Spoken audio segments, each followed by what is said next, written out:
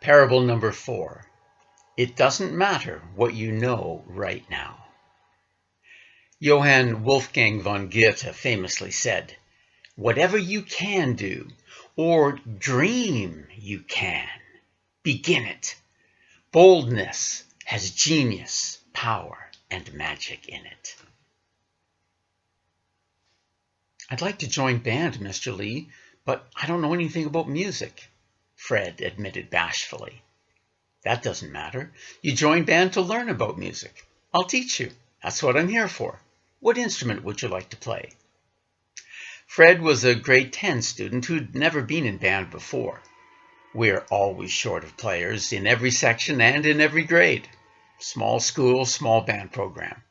Fred could have chosen pretty much any instrument, and I'd have found a place for him. "I've always wanted to play the drums," he said, with a slight smile. "That's perfect. I happen to need percussionists. I'll teach you. You can start by playing the easy percussion instruments like the bass drum. At the same time, I'll get you started on the snare drum. As your skills develop, I'll give you harder parts. Eventually, you will learn to play all the percussion instruments." "Really? I don't know if I can do it," Fred backpedaled. "Maybe I'd come on too strongly." "You can do it. Everyone starts at 0 at the beginning. I've had lots of high school students take up an instrument for the first time." "I don't have any drums, and my parents can't afford to buy them." Fred turned away. Maybe it was true.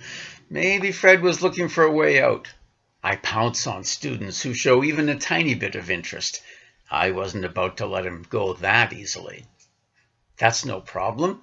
I'll lend you a drum practice pad you can use at home. You can also come to the band room any lunchtime and play the drums here. I even have a drum set in that practice room over there. You can play away to your heart's content." Fred looked in the direction I pointed. At Glen Mary School, we can't fit high school band rehearsals into the regular daily schedule. We have our rehearsals before school, an hour-long rehearsal 3 days a week before everyone else arrives.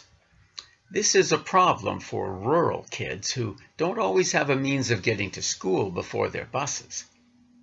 "What part of town do you live in?" I asked. "I live in the North End," he replied. "Great! So you could walk to school if you had to." I tried to sound encouraging. Kids these days don't always want to walk, even a few blocks. There are buses for almost everyone. Well, I don't know," he stumbled. "I ride the bus." "It's just that our band rehearsals are before school, 7:45 to 8:45, Tuesday, Thursday, and Friday. Is that a problem for you?" I asked. Maybe," Fred waffled. "Most students start out with just a vague desire, a little spark that needs to be gently fanned into a robust flame of musical passion. I hoped I wasn't blowing so hard I put it out." "Could one of your parents drop you off at school? On their way to work, perhaps?" I did my best to sound hopeful. "Well, maybe. I could ask." That was positive enough for me. "Great! Why don't you talk to your parents about your interest in joining band and in playing the drums? Tell them I'm happy to have you join us. How about you come see me at lunchtime tomorrow, and I'll give you your first lesson on the snare drum." A little sales experience earlier in my life taught me to always close the sale. Reflection. It doesn't matter what you know right now. It matters what you want to learn. It doesn't matter where you are right now. It matters where you are going. It doesn't matter who you are right now. It matters who you are going to become. At this stage of preparation, you need to decide on your spiritual goals or ideals. Who do you want to become? Life is about becoming.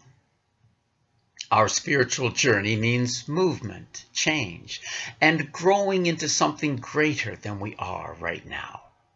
Because we are spiritual beings infused into animal bodies, we can raise ourselves higher than angels or drag ourselves lower than animals.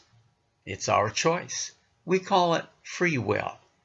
It's up to us to make the most of it.